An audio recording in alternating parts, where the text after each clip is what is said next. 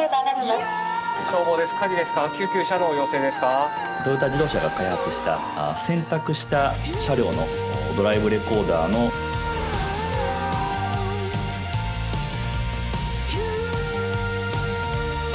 どうぞ。さあ、ベンチアートアンペール。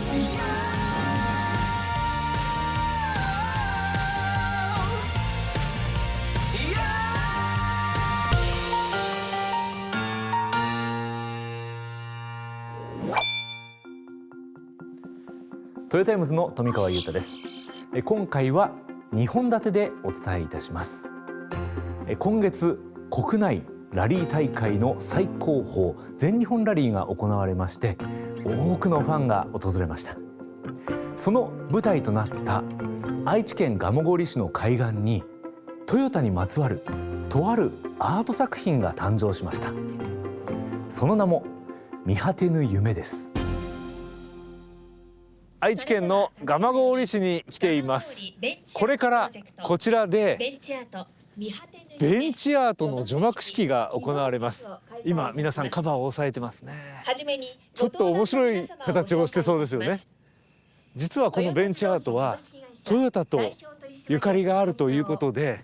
まさに今紹介されています豊田章男会長も出席しているんです。2021年から始まった蒲郡ベンチアートプロジェクト。綺麗な海を前にゆっくりと佇める、その場所ならではのベンチアートを若い芸術家とともに作っています。例えばこの作品、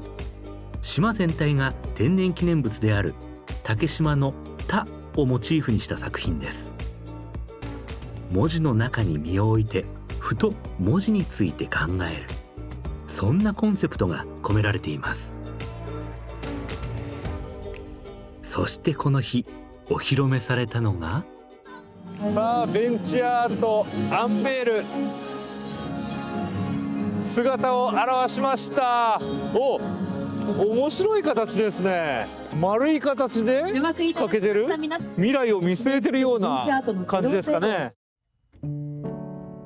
トヨタ自動車の創業者豊田喜一郎さんのトレードマーク、丸い眼鏡をモチーフにしたベンチアート。その名も見果てぬ夢です。喜一郎は1935年エンジン開発に悩んでいた時、休養を兼ねて蒲郡に釣りに来たそうでございます。そして魚が釣れると、俺は釣るのではない、考えているのだ、釣れると考えが散るから釣れぬところへ連れて行けと言ったそうでございます。喜一郎のメガネをモチーフに制作いただきましたベンチには見果てぬ夢という素敵なタイトルをつけていただきました。喜一郎はそのメガネの奥の目でこの海の先に日本の豊かな未来を見ていたのだと思います。このベンチアートに多くの夢を持った人々が集い、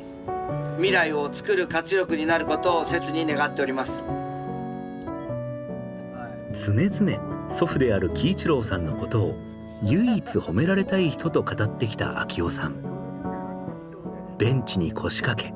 たくさん思うことがあったようです。やっぱり喜一郎およびね、その創業者が日本に自動車産業を起こそうとした時っていうのは、その皆さんがね、さすが喜一郎、将来の夢を向かってというね、いうことではなかったと思うんですよ。何を考えてんだと、この道楽息子とね。それでそういう中でね、本当にその日本に自動車産業を起こし、大衆車を作り、誰でもが乗れる車をね作ろうというその志があったからこそね、今があるんであって、ですから当時の本当に方々っていうのはそのありがとうを得られなかったと思うんですね。今の大人もその将来の自分が将来ね亡くなった時に今の自分にありがとうと言えれるかどうか、というのを改めて思いますし、私は今の世代を代表して、当時の喜一郎がやってくれたことに対してね、本当に感謝をしたいなというふうに思いましたし、ここに置くということをご決断いただいたね蒲郡市に感謝申し上げたいなと。率直なはい、アートを見た感想と座った感想をお願いします。制作者の方がね先ほど挨拶でおっしゃっておられたように本当は眼鏡をね、ドーンとね置いてほしかったのと思いましたけど、それもまた制作者の思いを先ほど伺ってやはり未来をね見据えてということであると未完成ということがそこに今後座れる方々に本当に考えるまた元気を与えるスポットになるんじゃないのかなというふうに改めて思いました。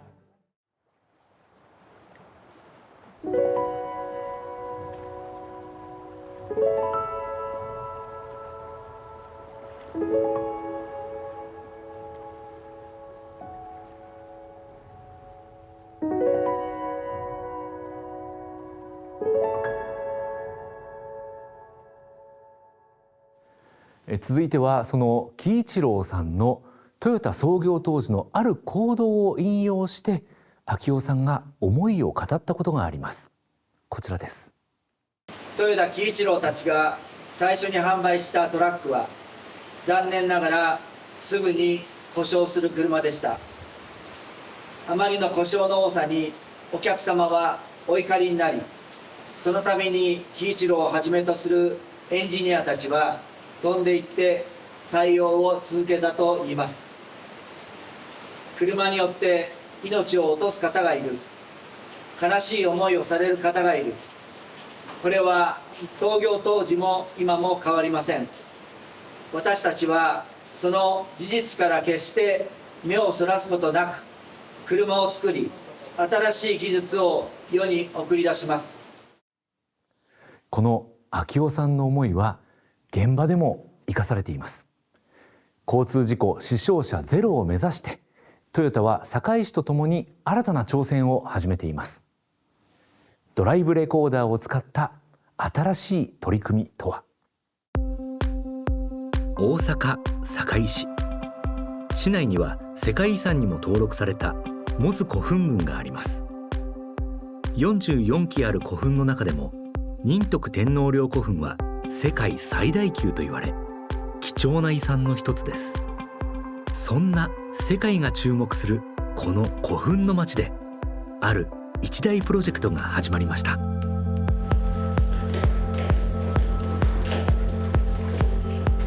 こちらは1000人以上の職員を抱える堺市消防局です。24時間365日体制で堺市、高石市、大阪狭山市に暮らすおよそ92万人の市民の安心と安全を守っています。新システムが使われている現場をこれから案内していただきます。よろしくお願いします。こんにちは、よろしくお願いします。この消防指令センター内で画面を見ることができるんですね。そうです。今こちらの消防指令センターの方では119番通報が全て入ってくるような部屋になっております。見てもらったら分かるんですが、関係者以外立ち入り禁止。なるほど。関係者にしていただいてよろしいですか。以外ですけれども、今日だけ特別ということで、はい、どうぞ中入ってください。これちょっと待ってください。絶対入れないやつじゃないですかこれ。大丈夫、入ってください。ね。はい。動かないやつですね。立ち入り禁止なので。はい、すいません、失礼いたします。お邪魔いたします。あ、やっぱりいいですね、この雰囲気がね。こちらは消防指令センター。119番通報を受信し、消防車や救急車など出動車両を選定し、活動の指示を出す場所です。消防です。火事ですか？救急ですか？はい、救急車が向かう住所から教えてください。消防です。火事ですか？救急車。火災や事故などの通報があった場合、オペレーターが現場の場所を正確に把握し、どの消防署から何台の緊急車両を出動させるかを決めるなど素早い判断が求められます。最前列の皆さんが電話対応されてるんですかね。で、後ろの方でフォローする、後ろの人で聞いてフォローするっていうような体制をとっています。すぐに対応しなきゃいけないからずっと左手ボタンのところに置いてるんですよ。いつでも取れるよ。0コマ何秒も無駄にしたくないっていうね。そうですね。はい。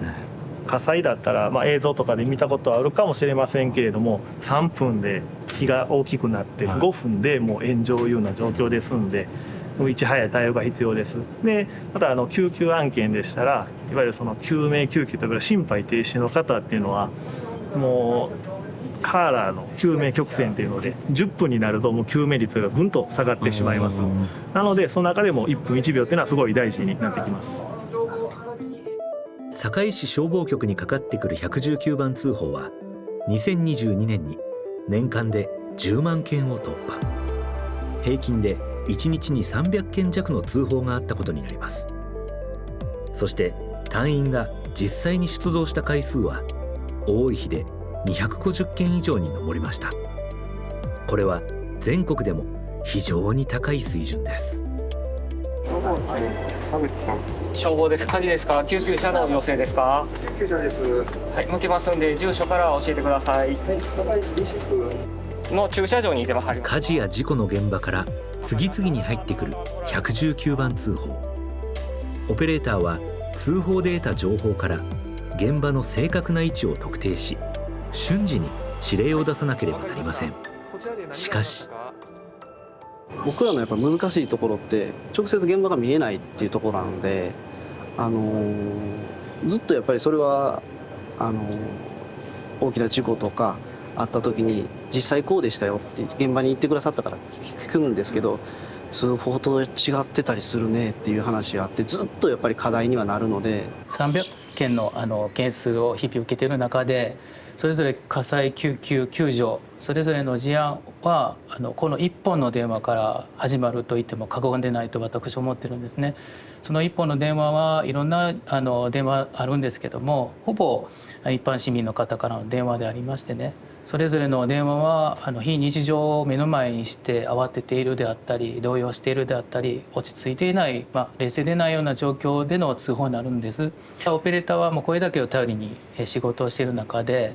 非常に想像力を働かせてもわからない部分がやはりあると思うんですね。オペレーターの想像力でも補えない実際の現場の情報、それを支援するためにトヨタが立ち上がりました。堺市では昨年12月から今年の8月までトヨタ自動車が開発した選択した車両のドライブレコーダーの映像を閲覧できるシステムについて実際に消防活動に活用できないかという視点で検証に協力をしてまいりました。その結果活用の可能性について確認できましたので、この度共同実証実験に取り組むことになりました。2023年10月17日、トヨタ自動車は大阪府堺市とともに車両のドライブレコーダーの映像を使って消火や救急救助活動に活用する実証実験を始めると発表しました。一応今実証として、採用させていただいているのが、タブレット型といいまして、このように、下半型で動かせるタイプになっています。これですね。これが今実証実験で、取り付けているドライブレコーダーとつながっていると。そうですね。タブレットにはこのようにドライブレコーダーの映像が映し出されます。これをオペレーターが見て現場周辺の状況を具体的に把握します。閲覧できる映像は現場近くを走るバスやトラックなどに設置されたドライブレコーダーが撮影したものです。消防向けドラレコ映像活用システム、どのような仕組みなんでしょうか。まず119番通報を受けたオペレーターが現場付近の映像を必要とするケースかどうかを判断します。もし映像が必要な場合はこのシステムに事故や火災の発生地点を入力すると GPS を使って発生地点付近を走行するこのシステムに対応した車両を探し出します。そして最適な車両を選び、そのドライブレコーダーの映像を取り寄せます。オペレーターが映像を確認し、現場に向かっている隊員らに付近の状況などを伝えます。あくまでもちょっと模擬的にはなるんですが、先ほどと同じような形で、通報を受けました、事故ですってなった時にまず地図を確認していきます、でその地図を確認した時に合わせて形で、いくつか表示されますので、こちらの方で選択してこの映像を見たいっていうのを操作しに行きます。この青の矢印っていうのが、そうですね、この青の矢印っていうのが映像が保管されているものっていうふうなことになりますので、映像を見に行く操作を行います。もうちょっと早くなってほしいですね。そうですね、でもね、これでもだいぶ早くなった方になります。分かりやすい分かりやすい。ドライブレコーダーの映像からどんなことがわかるんでしょうか。見てもらったら分かりますが、車線3車線映ってるんですけれども、道路上でとかって言われるんですよね。どこで事故がありましたか、道路上で分かりましたで終わってしまうんですが、これを見るとどこの車線で事故が起こっているのか、誰がどういうふうな状態で道路に出ているのか、そういうのが映像で見ることができます。事故ってどこで起こるか分かりませんので、真ん中の車線で起こっているのか、一番ね危ないと思います。左も右も車が走ってきていますので、そのあたりで消防隊も行ってもらって、交通整理安全管理っていうのを同時に行う体制を整えたりできますので。実は消防向けドラレコ映像活用システムが生まれたきっかけは、トヨタ社内にある B プロジェクトという新規事業公募制度での提案でした。プロジェクトリーダーの小池正人さんは開発のきっかけについてこう語ります。なんでこういうシステムが必要だってまず思ったんですか？いろいろな消防の方にお話を聞いた中で、やっぱりたくさんの課題がその消防の中にあると。その中でもやはり119の通報だけだとなかなか現場の状況が分からなくて、現場で、装備を変えないといけないとか、その救急車消防車足りないといったことが起きているという話をたくさん聞きまして、じゃあそこをクリアにできれば、現場で助けを待っている人たちに対して少しでも早くアプローチできるんじゃないかなというところを、考えたっていうところですね。実際に実証実験を始めてみて、どうでした？できてそこにあるだけだとなかなか使うの難しいなっていうところをすごく感じまして、毎週、我々プロジェクトメンバーが交代で現場にですね足を運びまして、オペレーターの方からどういうところがやっぱり使いにくかったですかとか、こうやったらもっと使いやすいですかとか、本当に毎週会話していただいて、でそれに合わせてシステムもどんどん改良を重ねて、自分のドラレコの映像で誰かが救われるかもしれないし、誰かの映像がその自分や自分の大切な人たちのために、使えるかもしれないと、そういうような世界をですねこれから作っていきたいなというふうに思ってます。そもそも、この新しいシステムを堺市でチャレンジしようと、参加しようと思ったきっかけっていうのは何ですか？そうですね、火事や事故の発生した時に119番で119の通報を受けるんですが、その時になかなか現場の状況というのを把握するのが難しいんですよね。でその時に事故現場、火災現場の近くに走っている車のドライブレコーダーから映像を確認できると、大変素晴らしい仕組みだなというところですね。そして堺市でもいろいろとチャレンジはしているんですが、今回トヨタと一緒に新しい挑戦できるというところを共感して、ぜひやりたいということを決めました。そして堺市は物の始まり何でも堺という言葉がありまして、新しいことをどんどんこの堺から過去から生み出してきた土地でもあるんですね。ですから今回まずは堺市が一歩踏み出して挑戦することで、市民の皆様のさらなる安全安心につなげたいという思いです。またトヨタは今回の取り組みを通して交通事故死傷者ゼロにつながればと考えています。2023年7月、長野県茅野市で4年ぶりに開催された蓼科会議。この会議では自動車業界のトップらが参加し、交通事故による死傷者ゼロに向けた議論が行われました。この安全会議というものが今後世界に発信することにより、我々日本での交通事故ゼロを願ってきておりましたけれども、なんとかこの場550万人を代表したね、こういう場が世界に発信するような第一歩となることを今日お願いをしたいと思います。交通事故死傷者ゼロを目指すには自動車産業全体の協力が不可欠です。さらにその他の業界とも連携を取る必要があるといいます。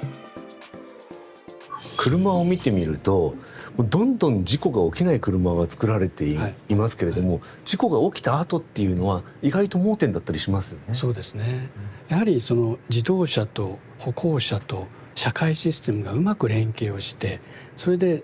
その車以外のところとの情報も連携し合って交通事故が減る社会ですし、車もぶつかっても安全な車作りってもちろんやるんですけども、我々としてはもう車載に標準でついてるドライブレコーダーとの連携をしっかりできるように、それを我々だけのトヨタ自動車の車両だけではないですし、他のカーメーカーさんとも協力をするということと、あと我々の業界だけじゃないんですよね。これ例えばですけども、保険業界の方々との連携だったりいろんなアライアンスが必要になると思うんですよね。これがやっぱり社会システム作りには仲間作りも重要なことになると思うので、我々だけではなくて、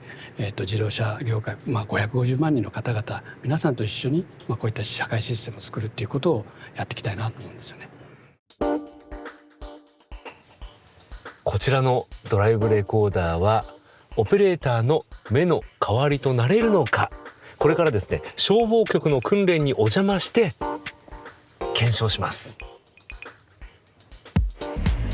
まずはドライブレコーダーを使わずに訓練を行います。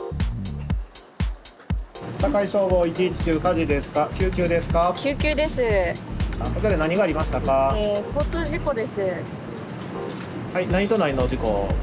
車が壁にぶつかってます。壁に衝突してるんですかね。はい。怪我されてる方は何名ぐらいおられますか。お一人だと思います。運転されてた方。はい、運転してる方。はい、外に出れてますか。いえ、車の中にいます。外に出れそうな感じではないですかね。今はまだ車の中にいらっしゃる感じです。わかりました。動きとかありますか。意識はありそうですか。意識はあると思いますが、こちら私歩道にいるんですけれども、はい、ちょっとわからないです。通報した人の位置からは車が壁に追突した事故のように見えます。また通報者には事故に遭った車と1人の怪我人しか把握できませんでした。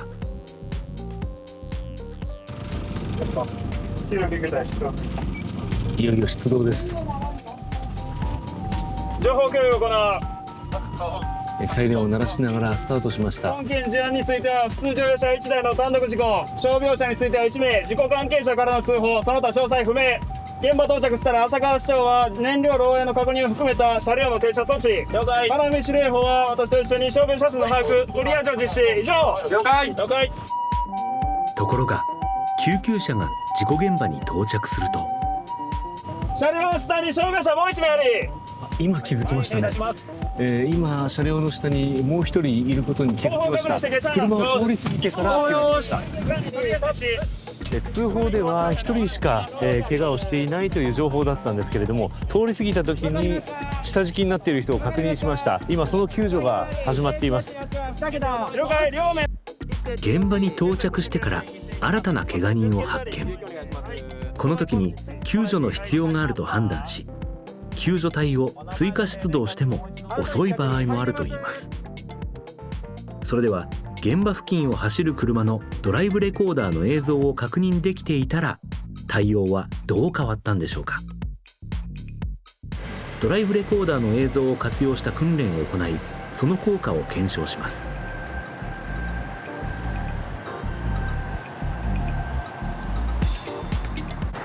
堺消防119、火事ですか、救急ですか。救急です。そこで何がありましたか。交通事故です。はい、何と何の事故。車が壁にぶつかってます。車1台ですかね。はい。怪我人は1名ですかね。はい。ここでドライブレコーダーの映像を確認します。するとと映像を見たら車の下に人いてそうなんで、ちょっと救助切り替えます。通報時にドライブレコーダーの映像を確認することで、車両の下敷きになっている要救助者を事前に確認することができました。堺市ホームから堺市909。堺市909です。どうぞ。本部判断によりこれより救助に切り替えるチャンネル移行せよ。どうぞ。堺市909全部了解。指令が入りました。サイレンを鳴らして出発します。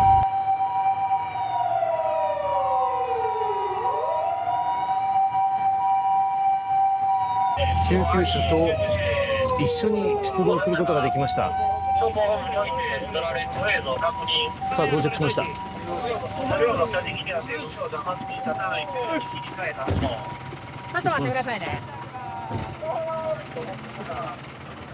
今回かなり早く出動できましたね。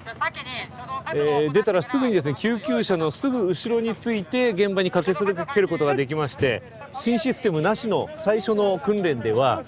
なかなか応急処置の後救助隊が駆けつけるまで時間がかかっていたんですけれども、今回は救助しながら応急処置をできるという状況に変わりました。これだけスピード感の違い、訓練ですが実感できますね。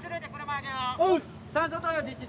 か私が一番思ったのはやはり高速道路とかの事故とかの時にすごく役に立つんじゃないかなと思ったんですけど。そうですね、高速道路っていうのはどうしても速いスピードでの事故っていうのが想定できますので、どうしても大きな事故、被害が大きいっていうことが想定されます。その中であまり皆さん想像できないかもしれませんが、反対車線からアプローチする車線の状況、車の状況、映像を見てこれ反対車線から行けるぞっていうところが分かればすごい強い情報になるかなと思います。今年1月に起きた能登半島地震、消防庁長官からの指示を受け、堺市消防局をはじめ大阪府下消防本部から緊急消防援助隊大阪府隊を派遣しました。こうした大地震の時にも消防向けドラレコ映像活用システムが役に立つ可能性があるといいます。東日本大震災の派遣の時の移動経路があらかじめ分かる。津波で行けないっていうのは行ってみて初めて分かったんですけれども、それがあらかじめ分かるとなれば、速やかに迂回路を設定して、そうなると現場到着も早く、映像であり画像であり目から情報が入ると状況判断、状況把握のレベルっていうのは数段も上がってくると思うんですね。やっぱり視覚から入る情報っていうのはすごいありがたいなというふうには思います。堺市の町の人はこの取り組みについてどう捉えているんでしょうか。ご自身がもしこういった実証実験に参加してくださいって言われたらどうします？自分の車につけるってことですよね。それぐらいなら全然いいですね。はい。やっぱりそうすることによって救う命っていうのが増えるって思いますか？確かにその場で携帯とか持ってない人も全然いると思うので、高齢者の方とかそういう方とかはすごい救われる命は増えるなと思います。車はよく乗られますか？乗ります。その車に乗って自分のドライブレコーダーの映像を提供するっていうことに対しては抵抗は、ちょっと家族で乗ってるので、私の一存ではっていうところ、やっぱり家族での話し合いになると思いますね。なるほどね。はい。自分の車でもしそうやって情報を提供するってなった時に協力しようと思いますか？そうですね。やっぱりそういうのあったら助かりますしね。ありますね。プライバシーの部分っていうのはどうですか？そうですね。そこはちょっと難しいところですよね。やっぱり知られると困る人もいらっしゃるでしょうし、今の世間的にはやっぱりね難しいところかなと思いますので。ドライブレコーダーの映像には個人情報も含まれます。今回のシステムではオペレーターが閲覧する映像にプライバシーに配慮した処置を施しています。いろんな方の話聞いてると、やはりプライバシーの問題が気になるという方がほぼ全員と言っていいぐらいいらっしゃいました。そのあたりトヨタとしてはどのように考えていらっしゃいますか？はい、まずトヨタとしては、幸せの量産というミッションを進めていくときには必ず、プライバシーの尊重をしながら進めていきたいということで、全てのプロジェクトにおいてそのような配慮を進めているところです。においてはおっしゃる通りお車の情報を提供していただくわけなので、その時に要請のあるそのタイミングだけ、その場所だけの情報しかお渡ししないし、その情報の提供の仕方もデータを保存できるような形ではなく、つどつど閲覧いただくというような、必要な時に見ているというだけというような状況になっておりますので、不安が少なくなるというふうに考えております。あとはどんなことを配慮していくんですか？そうですね、映像に映り込んだ方々への配慮としましては、そのデータを見に来る時には、その方誰かに特定した形で追跡したり、そのようなことを禁止するというような使い方をしております。今回の実証実験では、堺市内を走るバスやトラックなどの事業者およそ400台が参加。堺市内に多くの集配先があるトラック物流事業者の千海商運は、20台のトラックに実証用のドライブレコーダーを載せています。我々の業界っていうのは、常にこの事故と隣り合わせで稼働してるわけで、他人事じゃないな、いろんな被害とか損失が出ますんで、少しでもそういうところが軽減できて安全運行につながれば非常にいいシステムだと思います。実証実験は2024年8月まで行われ、効果などを検証した上で実用化を目指すとしています。しかしまだまだ課題もあります。設置台数が少ないとか、設置の車の種類ですねが偏っているとか、そういったことが影響しているのかなと思うんですが、ドライブレコーダー一般車両にも付けられていることだと思いますので、その辺と連携ができればより多くの映像が取得できて役立てれるかなというふうには感じております。また実証実験が順調に進めば、堺市だけでなく全国の消防にこのシステムが広がることを期待しています。他の自治体の消防局の皆さんとのその連携だとか、あとはよりシステムの有効性だとかっていうことを伝えていくっていう思いっていうのはありますか？そうですね、今検証段階というか実験段階なので、課題っていうのはいくつかあります。でそれをきっちりとまず解決して、効果もしっかりと検証して、このシステムがより良いものに なればですね、将来的には全国の消防であったり、各自動車メーカー様の取り組みになって全国規模のものになればという期待は大いに持っております。消防向けドラレコ映像活用システムによって、より正確な情報が消防に届き、交通事故死傷者ゼロに少しでも近づけるといいですね。